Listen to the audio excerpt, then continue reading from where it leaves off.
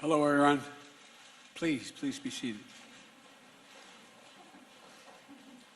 Today, I've been honored to welcome to the White House President Moon, and I got an opportunity to spend some private time with him as well as with our delegations.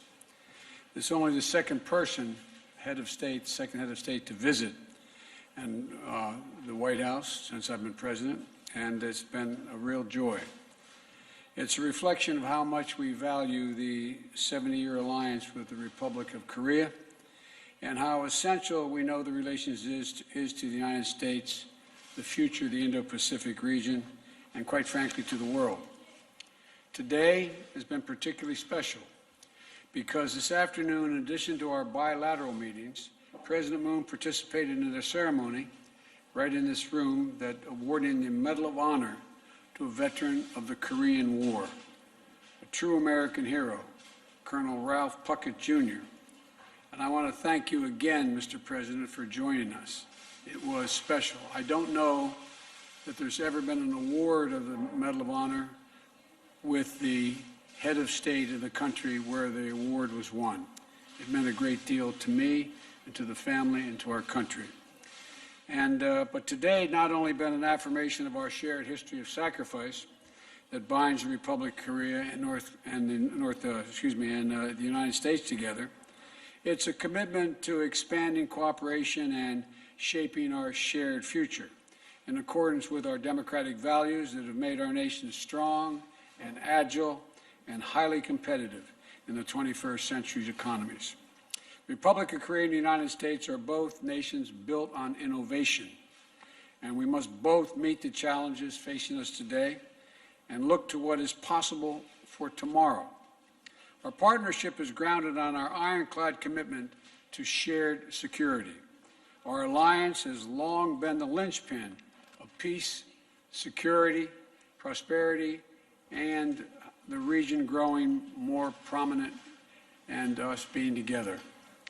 I was grateful that our two nations were able to quickly conclude a new cost-sharing agreement for forces in Korea in March, which will benefit both our peoples. And I thank again the President for that agreement. Today, we made important progress on a range of issues. We spoke about the shared approach to the Democratic People's Republic in Korea, and continuing threat of the DPRK's nuclear and missile programs. My team consulted closely with President Moon's team throughout the process of our DPRK review, and we both are deeply concerned about the situation. Our two nations also share a willingness to engage diplomatically with the DPRK to take pragmatic steps that will reduce tensions as we move toward our ultimate goal of denuclearization of the Korean Peninsula. Today, I affirm to President Moon that the United States will proceed in close consultation with the Republic of Korea in our strategy and our approach. And to help drive all these efforts, I'm pleased to announce that Ambassador Sung Kim, a career diplomat and with deep policy expertise, will serve as the U.S. Special Envoy for the DPRK. Ambassador Kim, you're here somewhere today. Stand up, will you? Thank you for being willing to do this.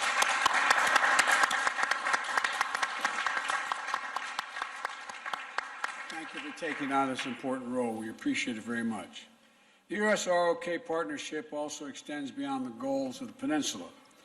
We address issues of regional and global concern through stronger cooperation with partners in the region, including the ASEAN, the Quad, and trilateral cooperation with Japan. The multilateral cooperation is particularly important to coordinate an approach to the situation that exists in Burma as we work to pressure the junta to restore democracy for the people of Burma, and to address issues critical to regional stability, such as maintaining freedom of navigation in the South China Sea and preserving peace and stability across the Taiwan Straits. Today, we also discussed ways that the Republic of Korea and the United States will work together to address the challenges of our time, beginning with our efforts to end the COVID-19 pandemic globally. We agreed to establish a comprehensive vaccine partnership to expand the manufacture of vaccines that have been approved safe and effective, and we can scale up global vaccine supplies. We'll strengthen our ability to fight the pandemic and respond to future biological threats. When it comes to fighting climate change, the Republic of Korea and the United States are committed to making ambitious 2030 targets aligned with the effort to achieve net zero greenhouse gas emissions no later than 2050. And we're going to work together both to mobilize climate finance for developing countries and to make sure that international financing is aligned to promote our climate goals. We also talked about how to harness our nation's technological advantages to ensure the Republic of Korea and the United States are cooperating to shape emerging technologies around our shared value system. This includes everything from strengthening our cybersecurity to deepening our cooperation to build out an open, secure G5 network, or 5G network, I should say. I'm talking about the G5, it's another organization. I'm thinking organization, Mr. President, to secure the 5G networks. And I'm particularly gratified that so many leading South Korean companies see the benefits of investing in the United States, including this morning's announcement of more than $25 billion in new investments from Samsung, Hyundai, SK, and LG. I understand the executives of those companies here. Would you please stand up?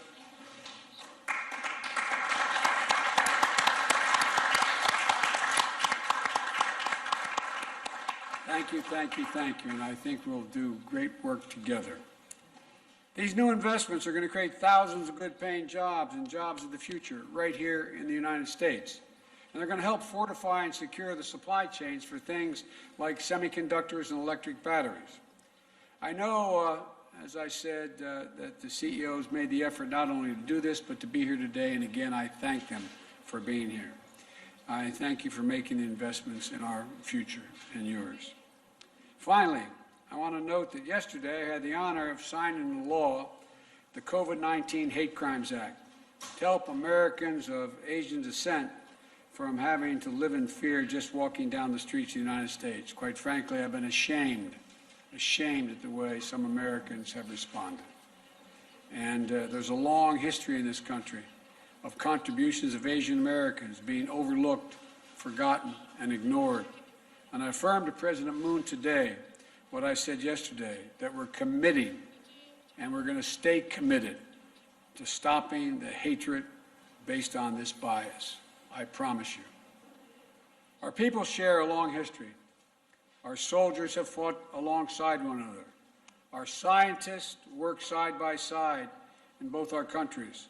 Our students study together, share ideas, and seed new opportunities for future collaboration. And our people-to-people and cultural connections are only growing. And K-pop fans are universal. Now, I can tell those who laughed know what I'm talking about. Well, anyway, I'll get back to that later. Anyway. The Korean actors took home an Oscar for supporting actors this year, following up on the 4 Oscar wins for the movie Parasite last year. And so our two countries, our two nations have the tools and the deep connections that we need to make even stronger alliances and stronger cooperation. And I want to thank you again for the meetings today, Mr. President, particularly our long private meeting. I appreciated that a great deal. And I'm looking forward to working closely with you and your team as we expand and strengthen our efforts to shape the future together. And I mean that literally, to shape the future together. So thank you. Mr. President.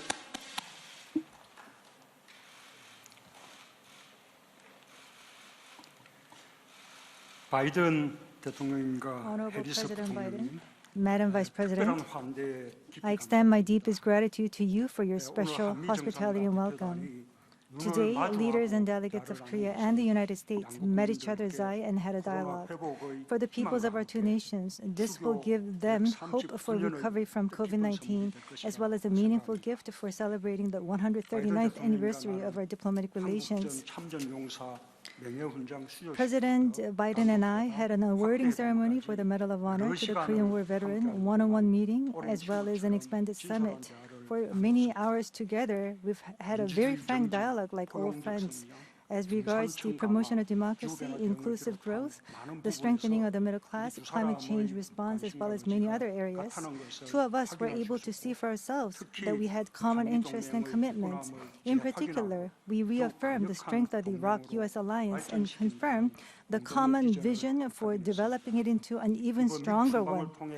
During my visit this time, the trust that has been built up between President Biden and I will foster a deeper friendship between our two peoples and lay a firm foundation that will undergird the sustainable development of the Iraq-U.S. alliance, and I say this with confidence. The most urgent common task that our two countries must undertake is achieving complete denuclearization and permanent peace on the Korean Peninsula. Recently, the Biden administration concluded its DPRK policy review, building on past agreements, including the Singapore Joint Statement, while taking a calibrated and practical approach to seeking diplomacy with North Korea, is indeed a welcome direction of the Biden administration's North Korea policy. During the course of the review, our two countries closely coordinated with each other in lockstep, which I note with much appreciation. Moreover, I welcome President Biden's appointment of Ambassador Sung Kim as Special Representative for North Korea policy. This reflects the firm commitment of the U.S. for exploring diplomacy and its readiness for dialogue with North Korea. I have high expectations, all the more as such a man of high caliber with expertise in the Korean Peninsula issues has been appointed.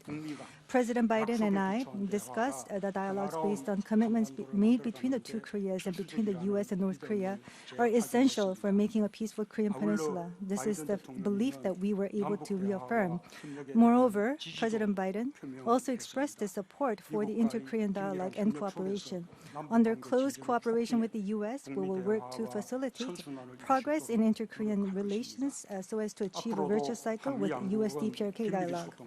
Moving forward as well, Korea and the United States will continue close communication while exploring our North Korea approach through dialogue and diplomacy. On that, I expect a positive response from North Korea.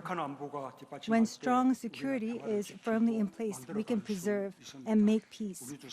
Two of us agreed to further reinforce our combined defense posture and reaffirmed our commitment to a conditions-based transition of wartime operational control. It is also with pleasure that I deliver the news on the termination of the revised missile guidelines. The signing of ROK-US Special Measures Agreement on burden sharing in the early days of the Biden administration displays for the world the robustness of our alliance as a symbolic and practical measure. Today at the summit, President Biden and I decided to expand our cooperation in new emerging areas that are relevant for the changing times and landscape. First, to surmount COVID-19, our most urgent task, we pledge to pool our strength together. America's advanced technologies and Korea's production capabilities will be married to establish a comprehensive CORES global vaccine partnership. Collaboration between our two countries will boost global vaccine supply and contribute to accelerating a complete ending of COVID-19. Through the global health security agenda, which aims to enhance infectious disease response capability, multilateral cooperation will be pursued as well.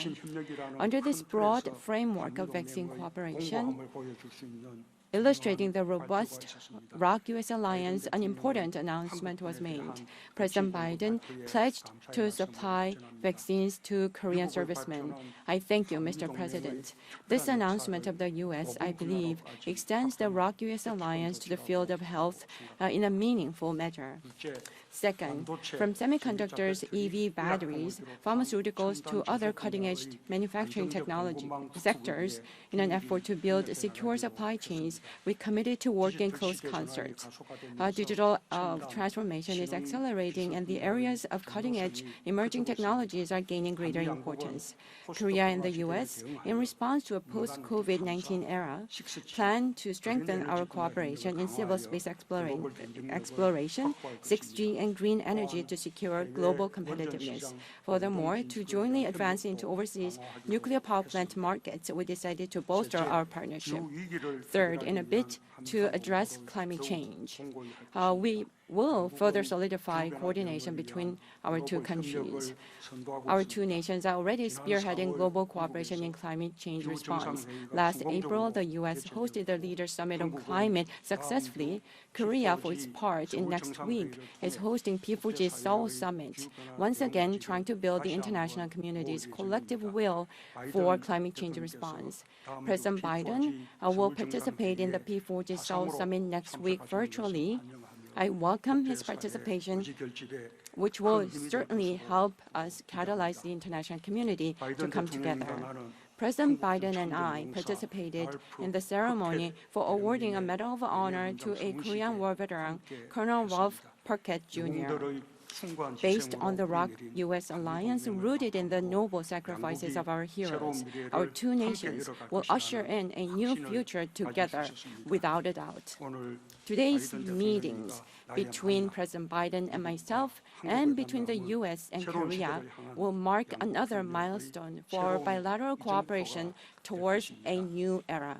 President Biden has extended such warm hospitality, and I express my deepest gratitude once again.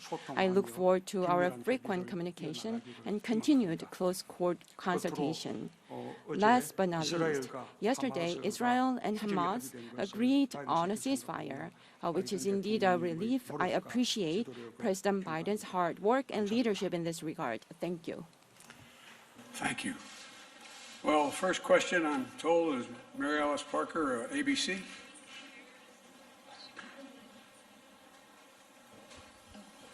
Thank you, Mr. President. I appreciate it. What is your message to Democrats who want you to be more confrontational with Israel, and specifically to those that are saying that there should be an end to arms sales? I mean, do you recognize that there's been a shift, an evolution in your party, Mr. President, in the last 20 years on this issue? And I have a question for President Moon, but I can wait, or I can listen. There is no shift in my commitment, the commitment to the security of Israel, period. No shift, not at all. But I tell you what there is a shift in. The shift is that we still need a two-state solution. It is the only answer, the only answer. And what I'm convinced of is that we can now move, as I did even before where I was able to negotiate, well, before the ceasefire was negotiated, that I made it clear that I spoke with President Abbas. We're going to make sure that we are going to provide for security in the West Bank, and we renewed the security commitment, as well as economic commitment to the people on the West Bank. I also indicated to the Israelis that I thought it was very important that they stop in Jerusalem this intercommunal fighting that is by extremes on both sides. It has to end. It has to end.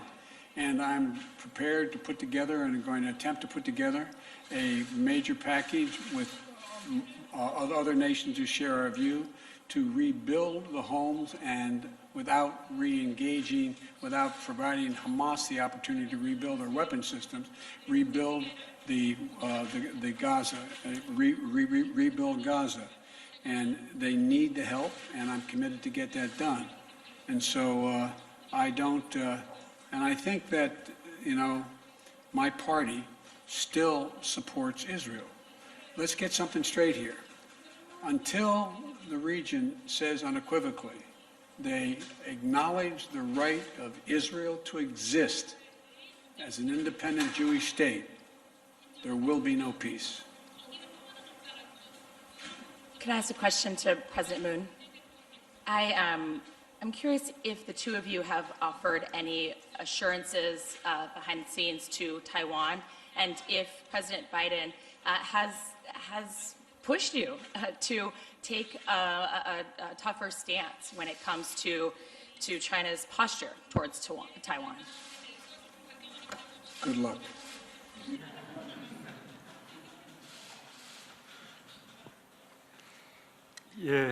다행스럽게도 Well, fortunately, 그러한 압박 there wasn't such pressure. 다만 But 대만 해역의 as for 평화와 peace and 안정이 stability in 대단히 Taiwan Strait, 중요하다는 인식을 we 함께 agreed 했습니다. how important that region 양강관계의 is. 특수성을 감안하면서 Especially considering the 양국이 그 special 부분에 대해서 characteristics 함께 between 협력해 China and 나가도록 Taiwan, we decided to work more closely on this matter going forward. You can answer that. 우리 한국 기자 So we have a question 예, from a Korean 앞쪽에 journalist over here. 왼쪽에 두 번째. Two from the left.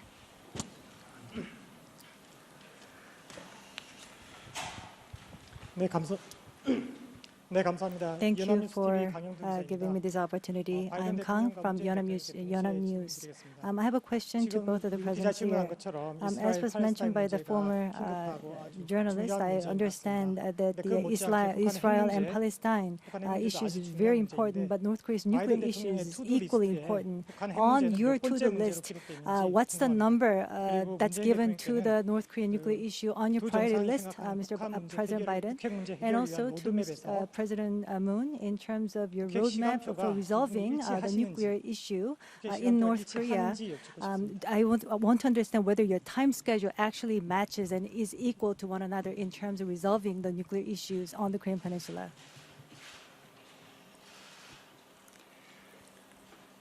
우선 So, 바이든 to begin, 신행정부에서 under the new Biden administration, 대북 정책을 the 굉장히 DPRK 빠르게 policy 재검토를 마무리했다는 review 말씀입니다. has been completed in a rather fast period of time. That means that the Biden administration puts a priority on its North Korea policy among its diplomatic tasks. And also in terms of reviewing its DPRK policy, there was a very close coordination as well as consultations between the United States and the Republic of Korea. So the principle of the negotiations towards North Korea has already been announced by the U.S. government. A very calibrated, practical, gradual, step-by-step manner, and very flexible. That is the approach that the current administration is aiming to adopt. So that is the common understanding that we have with the United States, and that we're going to continue to work forward on this. And in terms of the timeline for the denuclearization of the Korean Peninsula, there aren't any differences in terms of how we think about this. No differences in terms of our opinions. I agree with what the President just said. Our goal is and remains complete denuclearization of the Korean Peninsula. We want to make practical progress and increase security in the United States for the United States and our allies.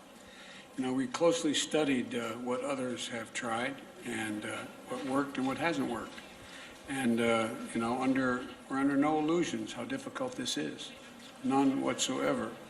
And the past 4 administrations have not achieved the objective. It's an incredibly difficult objective. As we move forward, we're going to stay in very close coordination with our friends and our partners in the region, including President Moon. And we fully recognize that this is about our collective security in the Indo-Pacific region. And so but total denuclearization is our objective and remains so.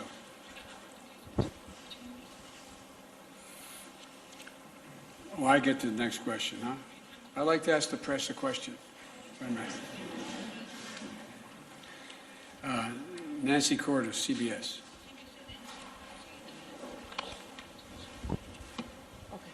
Thank you very much, Mr. President. I have one question about North Korea and one question about Israel.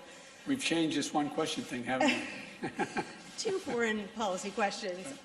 You have said in the past that you would not meet with Kim Jong-un, the leader of North Korea, without certain preconditions. Yes. What are those preconditions, and do you believe he would ever be able to meet them? Well, what I never do is I never make a judgment what a man or woman is going to do or not do based on what they said. We'll see. if he made any commitment, then I would meet with him, and if there was a commitment on which we met. And the commitment has to be that there's discussion about his nuclear arsenal. And if it's merely a means by which, how do we de-escalate what they're doing?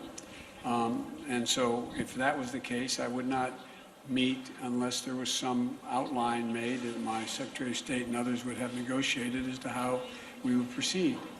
But what I would not do is I would not do what had been done in the recent past. I would not give him all that he's looking for as national, international recognition as legitimate and give them what allowed him to move in the direction of appearing to be more, how can I say it, more serious about what he wasn't at all serious about. I'd have to know specifics, but the idea of never meeting with North Korea, I would make sure that my team had met with their counterparts, and I knew exactly what we were meeting on.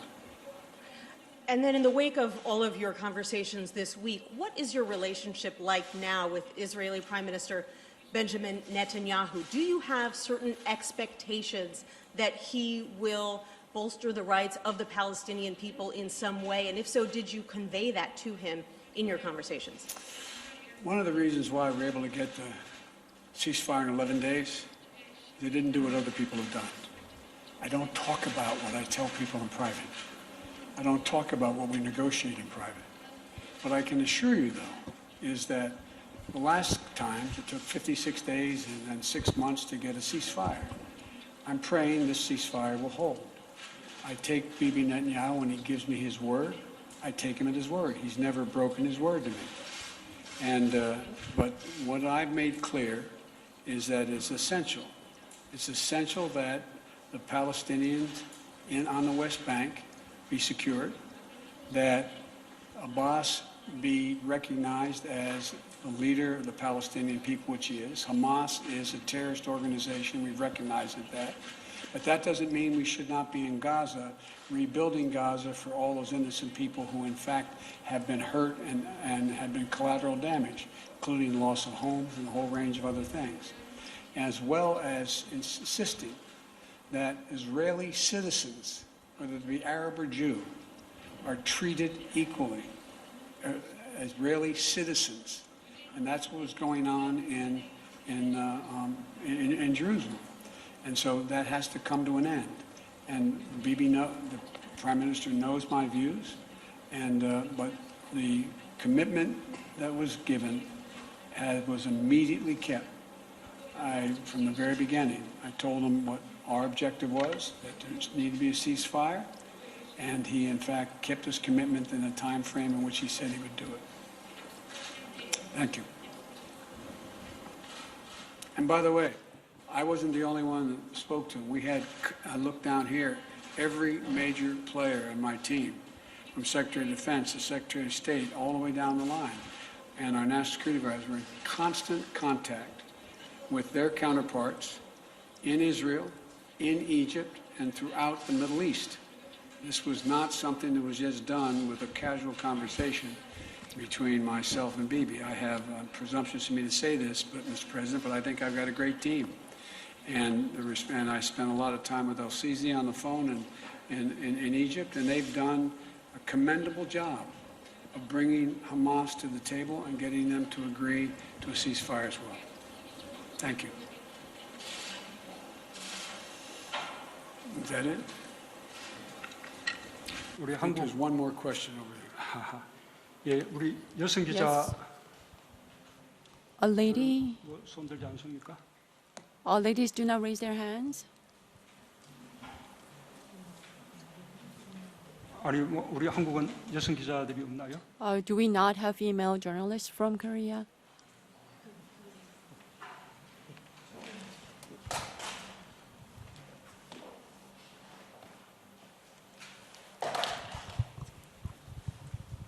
예, 안녕하세요. 저 코리아 Good 헤럴드 afternoon 이지윤 from 기자라고 Korea 합니다. Herald. My name is Lee Ji-yoon. 우리 국민들께서 백신에 The Korean 대해서 people are 좋은 very 소식을 기다리고 계실 것 curious about 같은데요. vaccines, and they're waiting for the good 이번에 news 바이든 regarding 대통령과 vaccine. 다양한 I 논의를 하신 걸로 understand that you've had 아는데 a lot of 특히 discussions with 국민들이 President 좋아하실 Biden 만한 regarding 그리고 vaccine, and I 대통령께서 wonder whether you have any good news to deliver to the people 의미 of 있다고 Korea. 생각하시는 성과가 And has there 있다면 been any 자세히 meaningful 설명해 achievement 주시면 that you 좋을 것 want to go 같습니다. into the details of?